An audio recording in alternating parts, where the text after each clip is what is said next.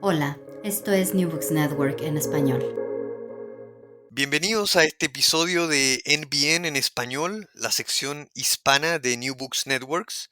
Esta entrevista cuenta con el apoyo del Semillero de Investigación en Literatura Latinoamericana, SILAT, de la Pontificia Universidad Javeriana. Mi nombre es Felipe Toro y hoy tenemos el gusto de hablar con Sebastián Schonenbeck, con quien conversaremos de su libro Ensayos sobre el patio y el jardín, Cuv, Vaqués y Donoso. El profesor Sebastián Schonenberg es profesor asociado del Departamento de Literatura de la Pontificia Universidad Católica y sus áreas de investigación son literatura chilena e hispanoamericana y literatura comparada. Sus intervenciones dentro del campo de la literatura comparada surgen a partir del estudio de las relaciones entre paisaje, jardín y patio y literatura.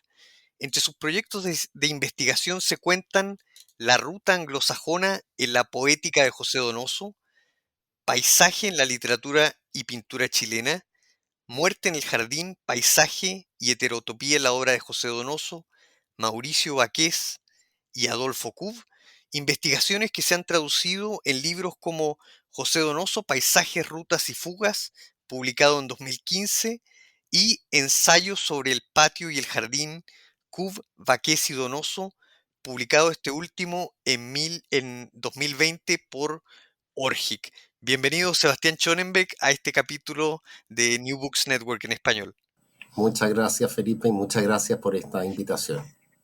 Como pregunta introductoria y a partir específicamente del carácter interdisciplinario de tu investigación, te quería preguntar cómo llegaste al problema teórico del jardín en la literatura chilena y del paisaje.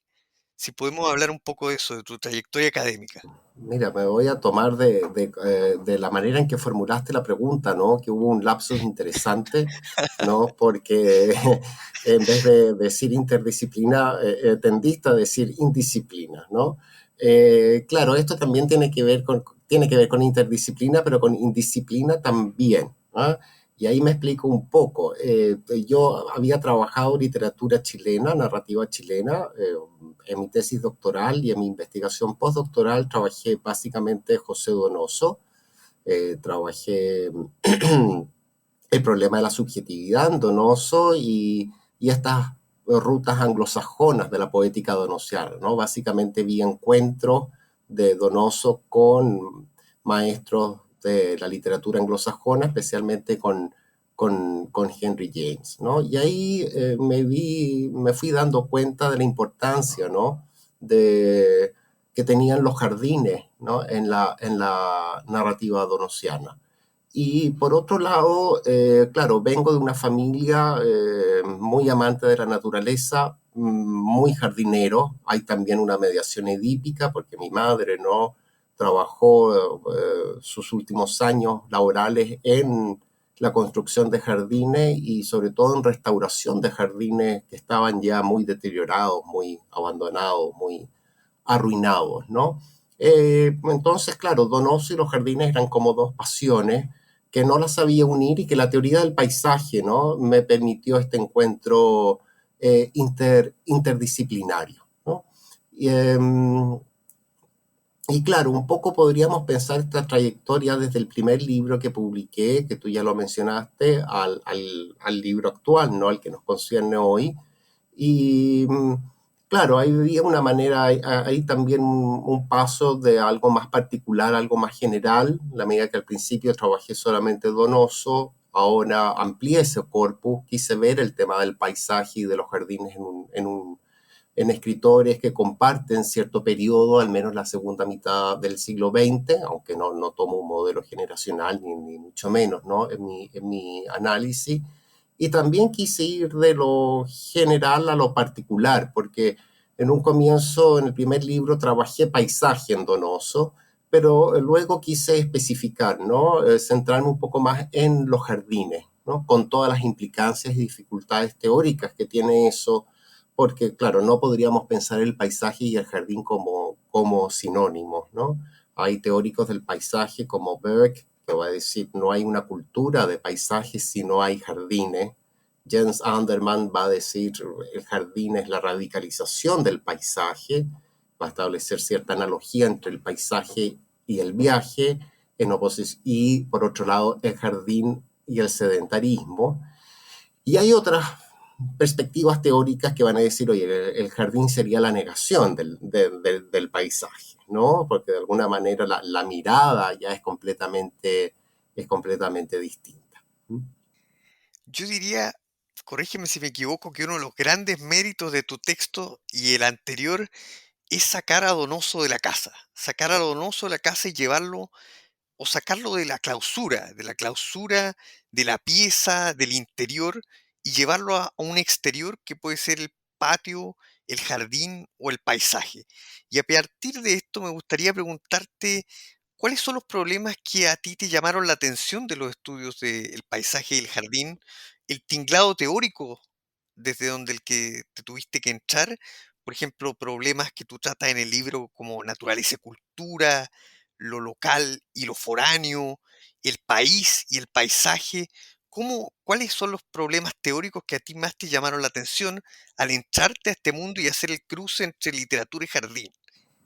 Sí, bueno, sí, es cierto, creo que saqué a Donoso del encierro, ¿no? De los espacios, ¿no? Medios claustrofóbicos, ¿no? Así como Cristiano Paso sacó a Fouquet del closet, como dicen algunos, ¿no es verdad? Con su gran artículo.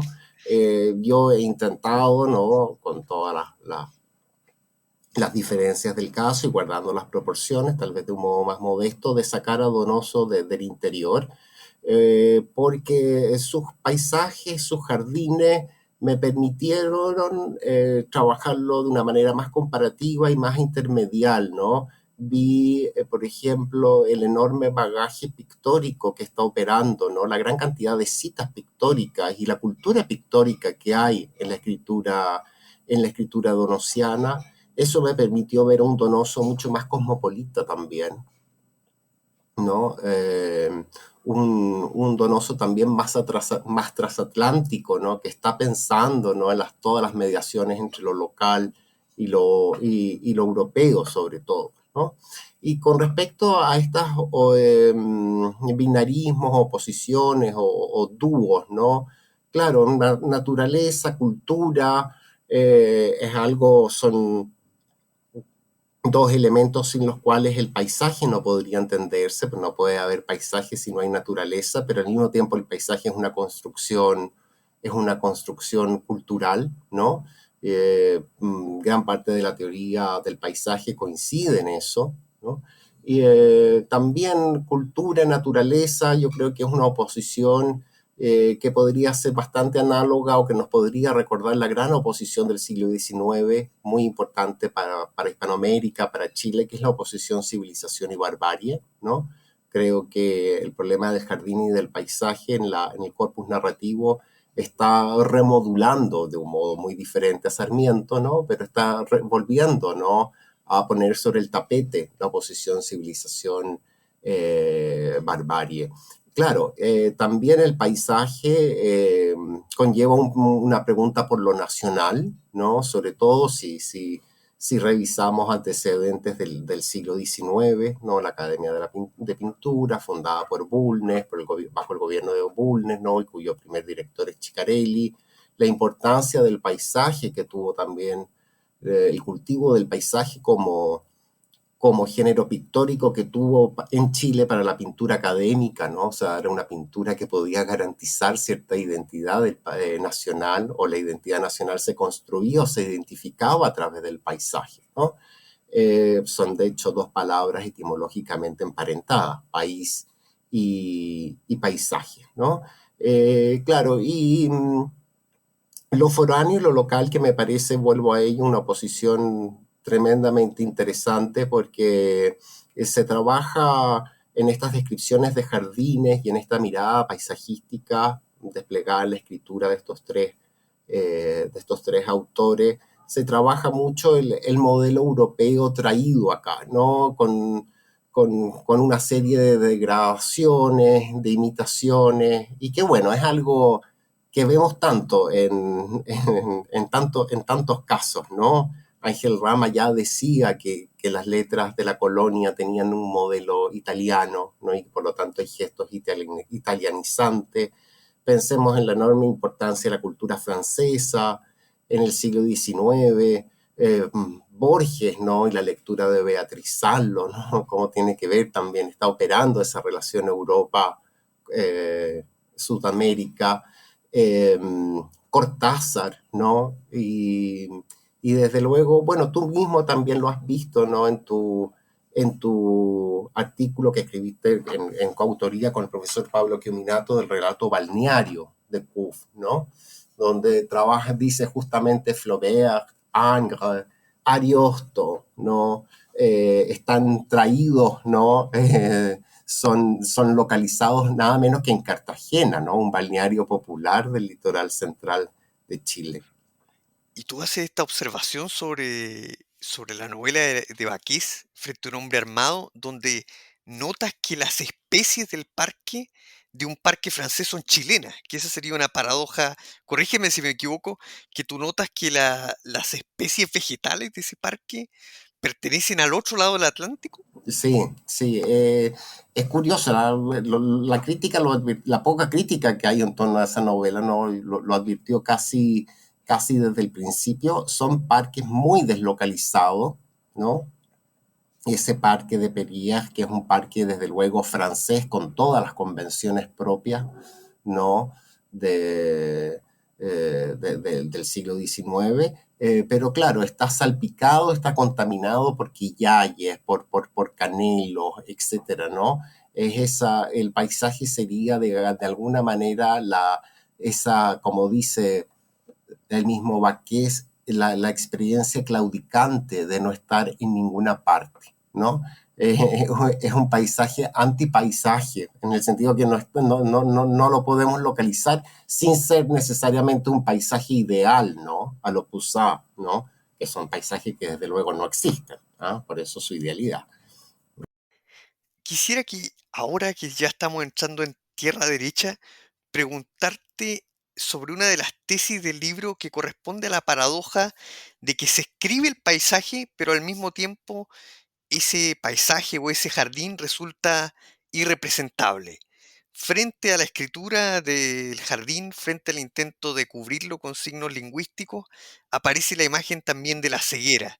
Y me gustaría también citar una frase que a mí me parece muy bella del libro que dice, la escritura se interrumpe apenas se mira por la ventana. Es decir, pese a que la escritura busca el jardín, al mismo tiempo hay una fricción o hay una relación más tensa. Sí, bueno, ahí la misma intermedialidad, la misma interdisciplinaridad, ¿no? Nos puede dar cuenta de que la escritura y la pintura o lo visual, ¿no? Pueden tener relaciones tremendamente complementarias, pero también muchas tensiones, ¿no? Eh, lo que tú acabas de indicar podría entenderse desde una larguísima tradición que podría incluso remontarse al Renacimiento, ¿no? Y que es el predominio del ojo, de la mirada, de lo visual, ¿no? Por sobre otros sentidos y otros modos de comunicación. Y en ese sentido la escritura siempre estaría un poco caminando detrás de lo visual, ¿no?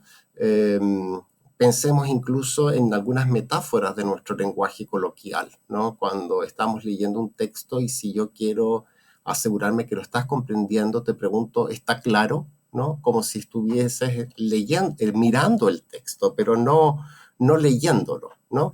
Y, pero también a mí lo que me interesa es básicamente cómo estos escritores, que muchas veces, al modo de parodia o no, trabajan con recursos realistas para describir el jardín, ¿no? Ponen en jaque, ¿ah?, esa misma escuela y ese mismo modo de descripción y de representación, porque estos espacios van a estar irrumpidos, ¿no?, y amenazados por la oscuridad, ¿no? Y por lo tanto el narrador deja de ver, ¿no? Cuando se deja de ver, el realismo es puesto en jaque, ¿no?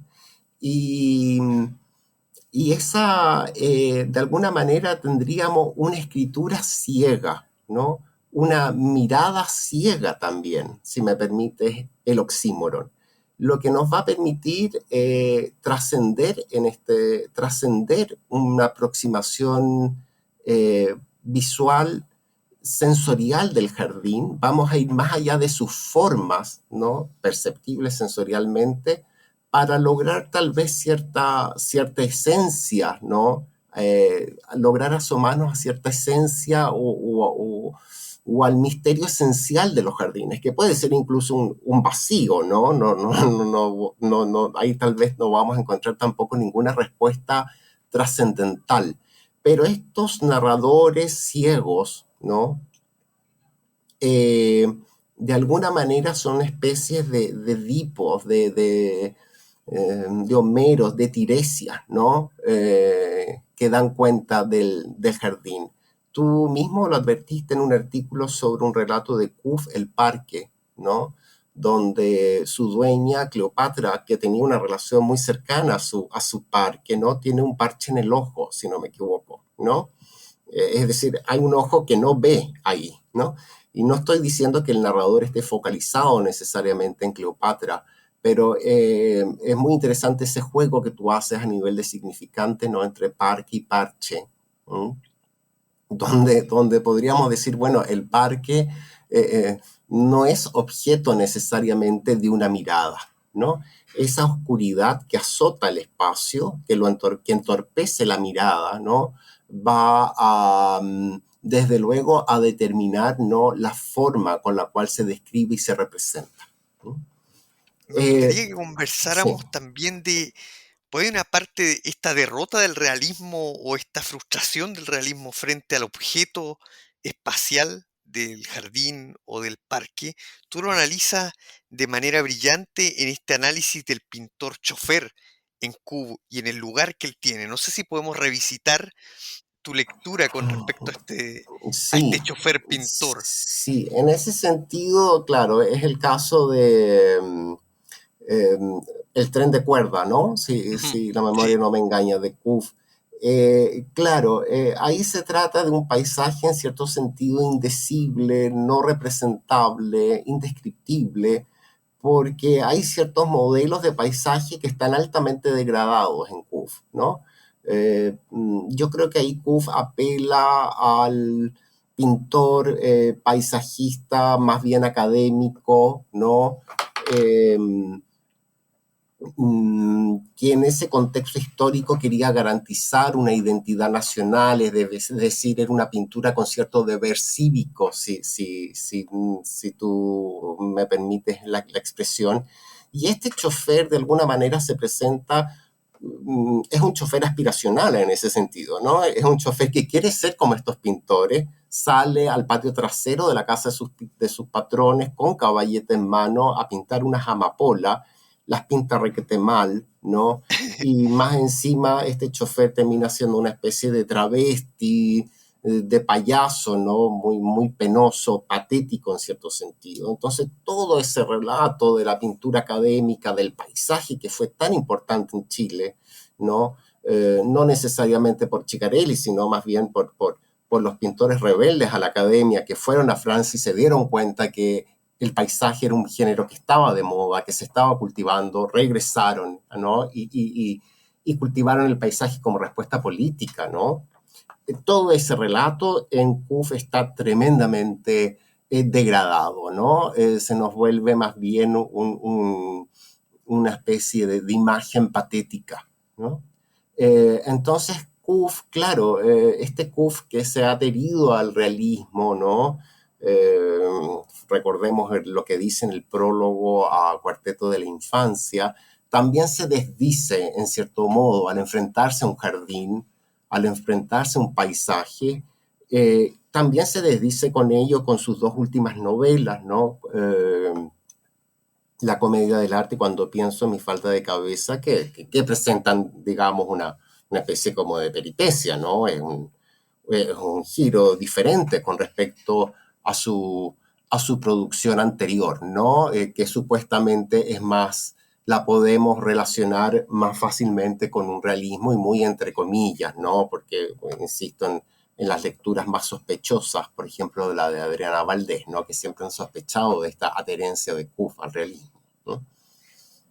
Hay una parte de tu libro donde tú, a través de tu argumentación, reconstruyes también lo que podríamos llamar el referente de estos paisajes o un archivo paisajístico de la nación. No sé si, ¿qué te parece si podemos hablar de esto, de cómo Donoso, Baqués y Cuv toman ese archivo paisajístico y lo desfondan, lo desfiguran? eh, Tú haces mención a la Quinta Normal, también al Parque de Lota. Si podemos discutir tu trabajo con el archivo y cómo tú lees el diálogo entre estos escritores, entre estas escrituras y el archivo de la nación. Sí. A mí me llamó mucho la atención un trabajo que tiene Luz Aurora Pimentel, profesora de la UNAM, ¿no? Donde se dedica a estudiar la representación del espacio en un corpus narrativo bastante diverso, ¿no? Y, y explora el problema de la descripción como en toda su dimensión más textual, ¿no? Va a decir así, la descripción es un sistema textual que tiene muchísimos recursos, que es una especie de, que hay una especie de lengua descriptiva, ¿no?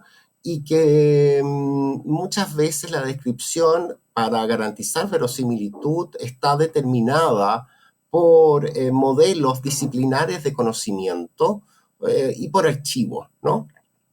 De ahí su famosa afirmación de que el París de Proust y el Condoré de Proust tienen el mismo estatuto diegético, aunque París sea una ciudad histórica y Condoré no un lugar inventado por Proust, ¿no?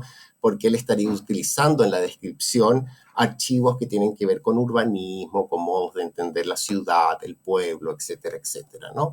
Y a partir de esa reflexión de Luz Aurora Pimentel, yo advertí que estos tres autores estaban describiendo bajo ciertos modelos, ¿no? De paisaje, y esos modelos era la intervención que se hizo en espacios públicos y privados durante nuestra Belle Époque, por llamarlo de alguna manera, ¿no?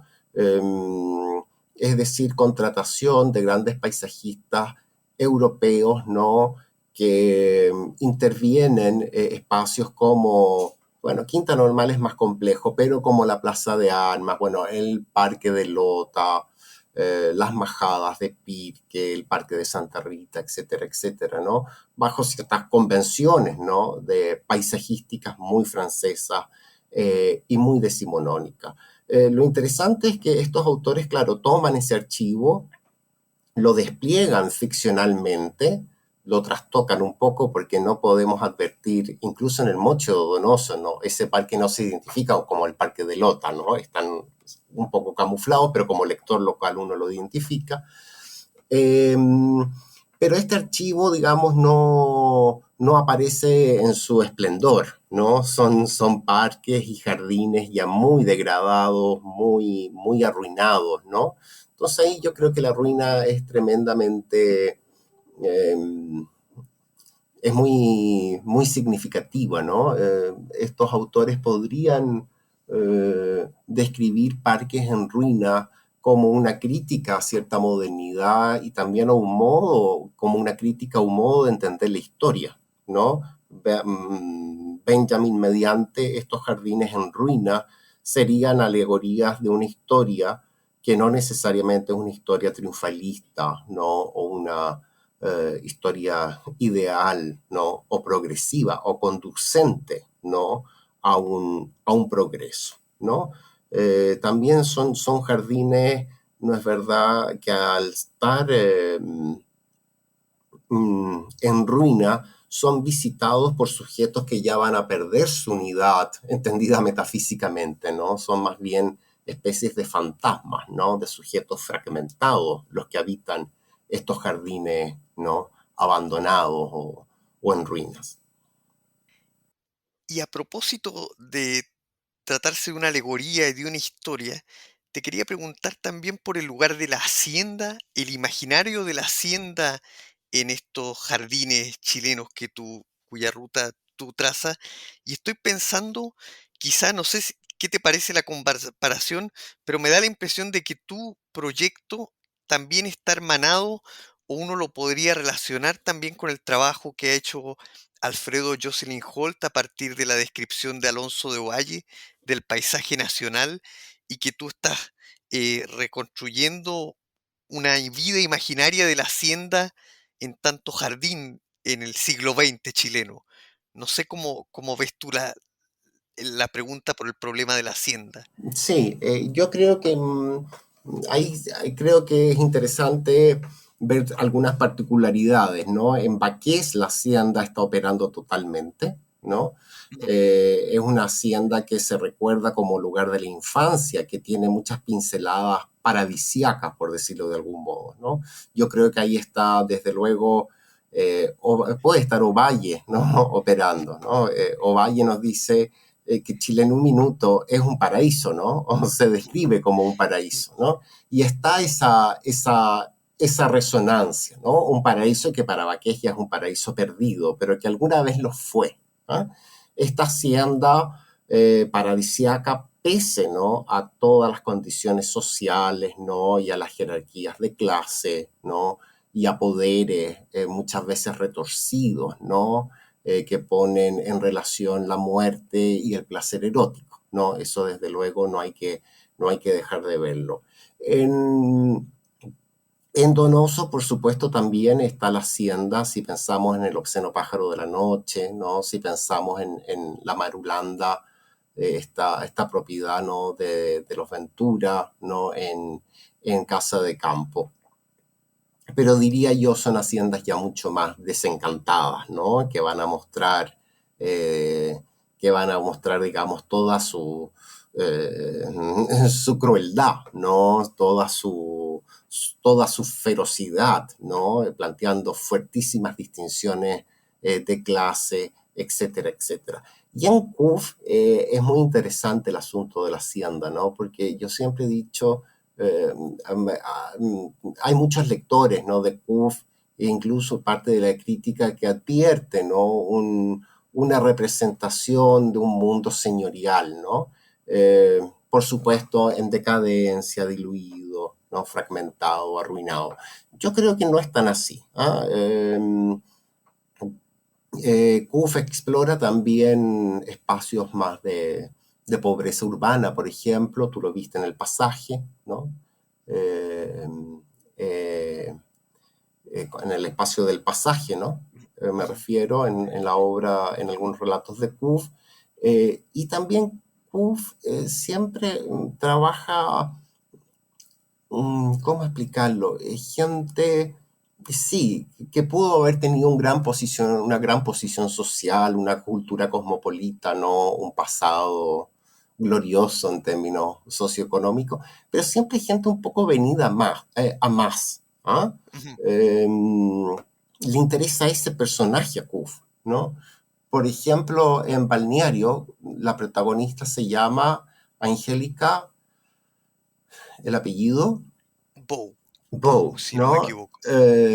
Claro, el bow como arco, ¿no? Entonces, eh, claro, muchos alumnos míos cuando enseño CUF en clase me dicen, bueno, un aristócrata venida menos ¿no? Que es un signo del pasado, de esa Cartagena aristocrática y qué sé yo. Entonces yo digo, sí, pero no tanto, ¿no? No era una Angélica Balmaceda Razo, era una Angélica Bow nomás, ¿no? Entonces, siempre como personajes venidos a más. Y por lo tanto, la hacienda, estoy pensando en esa hacienda de Yayay, en el tren de cuerda, que incluso se ve panorámicamente, ¿no? Desde la cuesta de la Chilca. No creo que responda a esa hacienda que trabaja Alfredo Jocelyn Holt, Ujú. ¿no? Ni tampoco a ese espacio geográfico chileno que Ovalle va a describir como un paraíso, ¿no? Donde caminamos casi entre las nubes. ¿Ah? Hay una parte del libro que tú haces un argumento de que el antecedente del antecedente de estos tres configuraciones del paisaje o del jardín sería o estaría localizada en María Luisa Bombal. Y te quería preguntar por eso, sobre todo por tu lectura de La Última Niebla, y que también en otros lugares también tú has realizado una interpretación a partir de María Luisa Bombal y los referentes de la ciudad jardín, Viña Mm, del Mar. sí, el jardín es importante, ¿no? En la poética de Bombaldi a lo largo de toda su narrativa.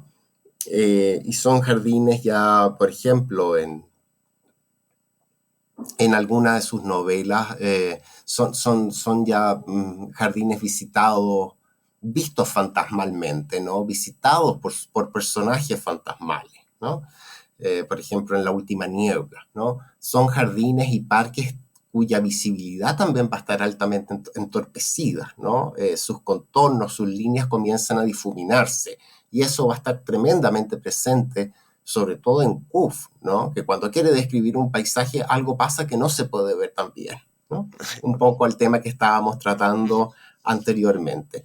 Pero yo encuentro que lo más importante de Bombal, y en ese sentido agradezco la lectura de Lucía Guerra, es que Bombal va a romper, ¿no? El vínculo o la asociación entre criollismo y paisaje. Comienza a ver el paisaje de otra manera, ¿no? Y va a superar el criollismo por una cuestión de género, desde luego, ¿no? Porque el espacio paisajístico para el criollista se vio como un paisaje, por supuesto, no exento de belleza, ¿no? Pero sobre todo en la escala de valores del criollismo, como un espacio donde el hombre también imponía su fuerza, ¿no? Su dominio, ¿no? Ante una naturaleza amenazante, adversa, explotable, etcétera, ¿no? Eh, por lo tanto, esa vinculación entre lo femenino y la tierra y la naturaleza y el paisaje no es un cliché, no es un estereotipo, ¿no? Eh, de la mujer naturaleza, etcétera, etcétera, ¿no? Hay que entenderla, yo creo que desde un punto de vista de la historia y de la historia de la literatura. Y yo creo que eso es muy importante para los tres autores que estudié, porque estos autores pueden coquetear con el realismo, todo lo que tú quieras, pero no son criollistas, eso sí que yo lo tengo, eso sí que yo lo tengo claro, ¿no? Y en ese sentido, claro, yo creo que a la Bombal le debemos mucho, ¿no? En los modos en que podemos pensar las relaciones literatura-paisaje, al menos en un contexto local chileno. ¿Mm? Y paisaje, jardín y deseo también, y con esto quiero llevarte a tu lectura de Mauricio Baqués, Frente a un hombre armado, del lugar que tiene el deseo y clase también, y clase social en el jardín, especialmente en el jardín de Baqués. Sí. Eh, a mí me ayudó mucho el término salida que ocupa Deleuze y Guattari, ¿no? Para explicar su término de territorialización, desterritorialización, ¿no? Y me ha servido mucho teóricamente para dar cuenta de este trabajo, ¿no? Podríamos decir que la escritura, en su proximidad con la pintura o con lo visual, con el paisaje, con el jardín, se ha desterritorializado, ¿no? Y por lo tanto ha dado con ciertas salidas. Y podríamos lo mismo decir de la pintura con respecto, ¿no?, a la literatura, si es que las relaciones intermediales son realmente horizontales. ¿No? Eh, y esta desterritorialización escritura, de la escritura con respecto a la pintura, esta escritura que simula ser pintura, ¿no? Yo estaba tremendamente obsesionado con eso y pegado, ¿no? Entonces me permitió ver que el paisaje en Paqués también se desterritorializaba y muchas veces figuraba como rostro, ¿no? Y como rostro del empleado eróticamente deseado, ¿no? Eh, incluso Deleuze y Guattari van a decirlo en un minuto, ¿no? El rostro es un paisaje desterritorializado, ¿no?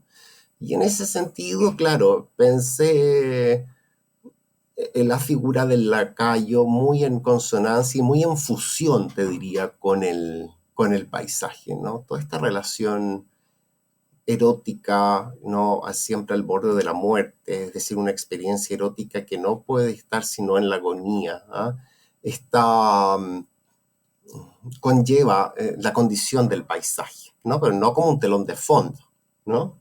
Sino como una condición sine qua non, ¿no? En ese sentido creo que el paisaje también da cuenta, podría dar cuenta del deseo, ¿no? En ese caso. ¿Mm?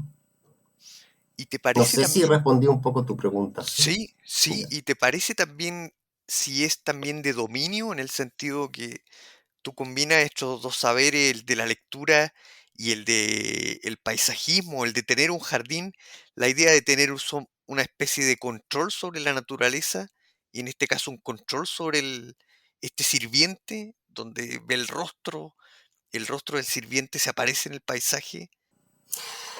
Mira, no lo había pensado tan así, no lo planteé así en el libro, pero ahora que me lo preguntas, desde luego, ¿no? Podría ser. ¿Ah? Hay una, hay, desde luego, el parque privado es una marca de clase, ¿no? Sin lugar a duda. Eh, el parque privado sería una señal de esta aristocratización del dinero, para ocupar la expresión de Manuel Vicuña, ¿no? Ujú, Con la cual la burguesía y su Belle Époque se van a establecer y confirmar, ¿no? Social, culturalmente, políticamente, ¿no? Desde luego.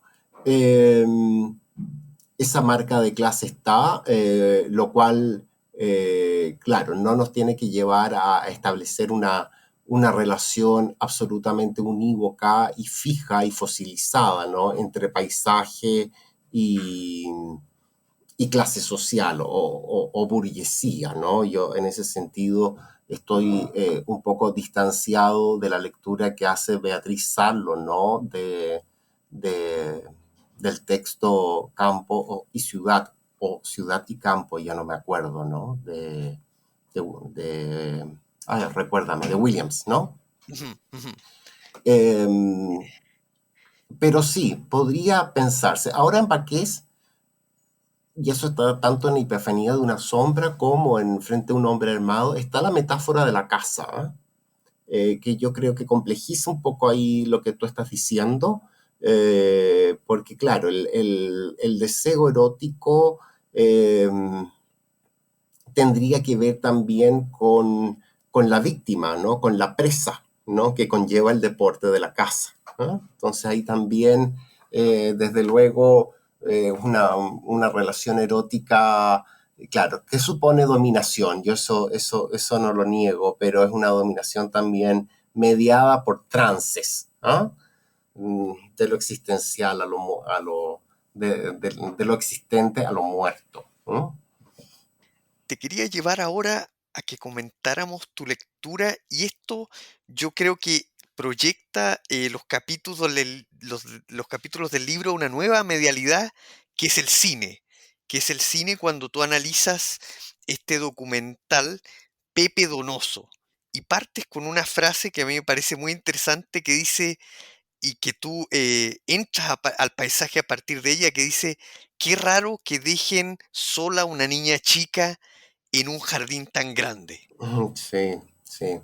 Eh, yo llegué al documental de Pepe Flores porque alguien muy cercano a él me dijo que Donoso estaba obsesionado con el jardín de la casa de los Concha Vial, esa casa que está en Pedro de Valdivia, entre Pocuro y Bilbao, que actualmente es la sede central de la Universidad Finisterre Ujú. y que en un momento estuvo ahí el colegio Grange, ¿no? El colegio de Carlos Fuentes y del mismo José Donoso. ¿Ah?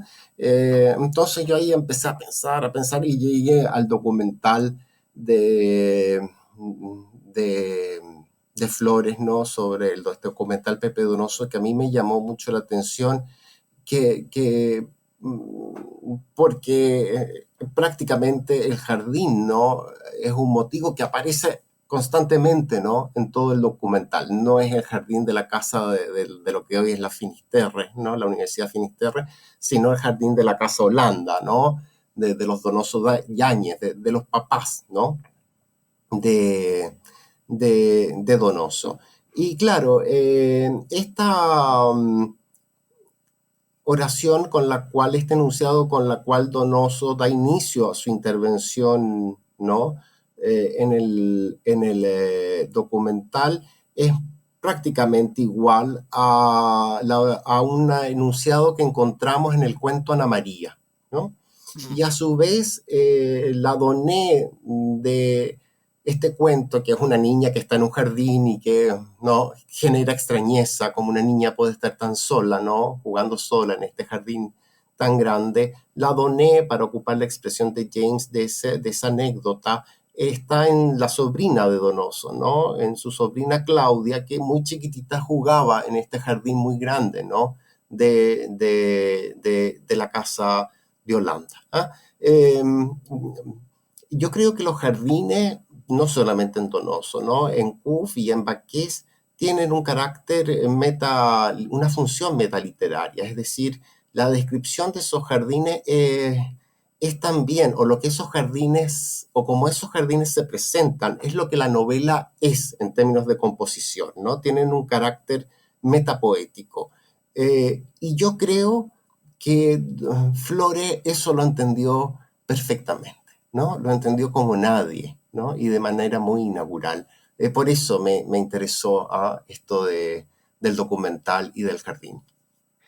Ahora tu lectura compara la visión de Donoso y de esta niña perdida en el jardín o esta escena un poco siniestra con otro parque, que es el parque de Blow Up de Antonioni. Me gustaría que si pudiéramos conversar sobre ese hallazgo y ese efecto de extrañeza que también tienen los jardines, que es su lado siniestro, si se quiere. Sí, sí, es un lado siniestro, es como un jardín como espacio familiar, el jardín próximo a tu casa, el jardín de tu barrio, ¿no? Eh, Tiene elementos que te pueden sorprender y por lo tanto volver extraño, ¿no? O sea, un proceso de desfamiliarización, ¿no? Del jardín, que era a mí lo que me interesaba trabajar, ¿no? Y por eso incorporé categorías como lo extraño y y lo espeluznante, ¿no? Que trabaja Mark Fisher, ¿no? Y cómo esa extrañeza del jardín también va a y generar un efecto, ¿no? O va a modificar las convenciones descriptivas con las cuales solemos, ¿no? Dar cuenta de un jardín, ¿no? En el caso de Blow Up, me interesó mucho cómo la imagen documental, ¿no? Es decir, la fotografía que toma este joven, ¿no? Eh, se desvirtúa completamente, ¿no? Porque una imagen, un documental, de alguna manera está hecho para registrar y confirmar una realidad, ¿no? Original, ¿no? Entendida muy entre comillas, ¿no? Si creemos que hay una realidad a la cual podemos acceder, ¿no? Más allá de nuestro afán semiotizante y de la representación y del imaginario. Y claro, esta fotografía que supuestamente te garantizaba, ¿no? El jardín o el parque como un espacio de los enamorados, ¿no? Te va a revelar una realidad hasta ese momento oculta, ¿no? Que te desvirtúa tu imagen, la imagen del jardín que hasta ese entonces tenías, ¿no? Y por lo tanto, como el documental puede ser ya no solo una confirmación de una realidad previamente existente, sino también una fábrica de realidad, ¿no? Ahí estoy ocupando los términos de Michael Jacob, ¿no? Que él trabaja muy bien en la representación del jardín en la película de Antonioni. ¿Ah? No sé si me expliqué Perfecto. bien, ¿no? Pero esta fotografía que tiene una función documentalista, ¿no? Es decir, confirmar una escena de amor, ¿no? al ser ampliada, va a generar otras cosas, ¿no? Y fabrica otras realidades, ¿no? Y finalmente, Sebastián, te quería hacer una pregunta de índole metodológica, que tiene que ver con una cosa que a mí me llamó mucho la atención y que me fascinó, que es que si por una parte tú recuperas académicamente archivo y teoría del paisaje, tu trabajo también recupera otro archivo, o podríamos decirlo como una cátedra paralela. Por ejemplo, los testimonios sobre Juan Grimm, que tú recoges sobre Cub, que dice que Cub le dijo que hay que pintar la transparencia diáfana del aire en el momento de hacer un Ujú, paisaje. ujú. También recoges voces como sobre Eduardo Vilches, que dice que la cordillera se vuelve ingrávida a cierta hora de la tarde. Y finalmente también tu propia mirada, que como ensayista aparece combinando el género académico, aparece cuando dice, bueno, de este jardín solo queda, hasta donde yo sé, lo único que queda es un magnolio. Y donde finalmente aparece tu voz contrapunteando también los saberes de la academia.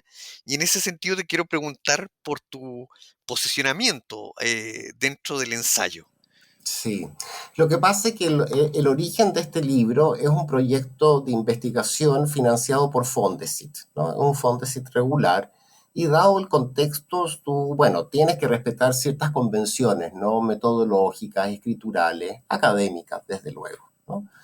Eh, este libro es un concurso, lo pude escribir, lo pude publicar gracias a los aportes de la Vicerrectoría de Investigación de la Universidad Católica, y es un concurso de creación artística, ¿no? Donde tiene lugar el ensayo. ¿No? Yo lo presenté, este proyecto, como una divulgación de mi fonte, ya realizado y ya cerrado, ¿no? Entonces, como creo que el contexto de producción del libro me permitió incorporar otros, como dijiste tú, no relato. Está el modelo académico, está el modelo más ensayístico, más personal, más autobiográfico, ¿no? Es por eso que me di el permiso, y creo que el contrapunto puede ser interesante, ¿no? No sé si lo logré, ¿no? Pero puede refrescar y tal vez llegar a hacer que una reflexión académica se formule en términos tal vez más comprensibles para un público mayor, ¿eh? Más amplio. Esa fue un poco la idea, y también pensando que la reflexión académica tiene todas sus fortalezas, pero también tendrá sus desventajas y sus debilidades, como todo en la vida, ¿no? Entonces este contrapunto me fue desafiante, estaba dentro mm, de los objetivos del proyecto Ujú. que yo me gané con la vicerrectoría, ¿no? Que era divulgación, ¿no? De un proyecto académico. Y ahí incorporé estos testimonios. En el caso de Juan Grimm, tuve algunas conversaciones con él previas a una entrevista que realicé en el contexto del Festival Puerto de Ideas, ¿no? En Valparaíso, el año 18. Eh, Ahí él me planteó una especie de poética de la creación del jardín. Uno de esos rasgos de esa poética creativa de jardines tenía que ver con el misterio, que está tan presente, ¿no es verdad?, en los paisajes y jardines de los autores que mencioné. Y ahí él me reprodujo, ¿no? Una conversación que él tuvo con Kuf, ¿no? Donde Kuf le decía, es muy importante eh, pintar, ¿no es verdad?, el aire diáfano, y que ese consejo de Kuf, o ese mandato, él le trata, ¿no es verdad?, de alcanzarlo en sus composiciones como paisajista, y que nunca lo logra, ¿no es verdad? Porque cómo vas a pintar, ¿no? Cómo vas a pintar el aire. Me llamó mucho la atención, y eh, yo no soy creador, ¿no? No soy escritor creativo, ¿no? De ficción, ni tampoco hago películas, ¿no? Pero si fuese director o si fuese novelista, ¿no? Trataría de inventar algo, ¿no? Sobre esa conversación que sostuvo Kuf y y el paisajista Juan Green, ¿no? Creo que Mm, da para una novela o para un cuento. Lo mismo me pasó con Vilches, a quien no conozco, ¿no? Personalmente, pero siempre me ha llamado mucho la atención desde niño, ¿no? Que había un grabado en blanco y negro en la casa de mis padres. Y estos jardines, ¿no? Que son grabados en blanco y negro, creo que pueden ser una especie de abstracción, ¿no? De un jardín determinado cromáticamente, una abstracción que en parte da cuenta de la imagen que se lograría a través de esta mirada ciega o de esta escritura ciega de la cual te hablé, ¿no? En un comienzo, ¿no? Estos narradores que sufren miradas entorpecidas a la hora de enfrentarse a un jardín y que por lo tanto ponen en jaque un sistema descriptivo familiarizado con el realismo, ¿no? Y el tercer caso, lo del magnolio, efectivamente, yo camino mucho por la calle Holanda y está ese magnolio, es lo único que queda. Lo supe como dato, yo soy muy amigo de un sobrino de Donoso, de Martín Donoso, hermano de Claudia, y ahí me contó, ¿no? Que ese magnolio pertenecía a la casa de sus abuelos. Ahora, el problema de Martín que se acuerda mucho más del gallinero y de la huerta que del jardín, ¿no? Pese a que él vivió en esa casa porque mientras sus padres estaban de viaje por una estadía muy larga en Europa, él vivió con sus abuelos, ¿no? Con su abuela sobre todo, tuvo una relación muy cercana, y entonces, claro, recuerda más el gallinero, ¿no? Que ese jardín, y fue testigo de esa casa hasta bastante avanzada edad, así que es medio olvidadizo con los jardines, ¿no? Pero yo a él le debo también esa advertencia de los fragmentos que quedan de ese jardín ya desaparecido, porque la casa se vendió, se demolió y construyeron un edificio, ¿no? Es por eso que ese capítulo del libro que habla sobre el jardín de la Casa Holanda, gracias al documental de Flores, lo titulé Un jardín que ya no existe. Muchísimas gracias, Sebastián Schoenberg, por esta conversación sobre el jardín, jardines literarios y también por la idea de que la crítica literaria puede ejercer una labor de jardinería también y de preservar ciertas especies ante el paso del tiempo. Muchísimas gracias por tu Muchas generosidad. gracias a ti, Felipe, muchas gracias. Gracias por escuchar New Books Network en español.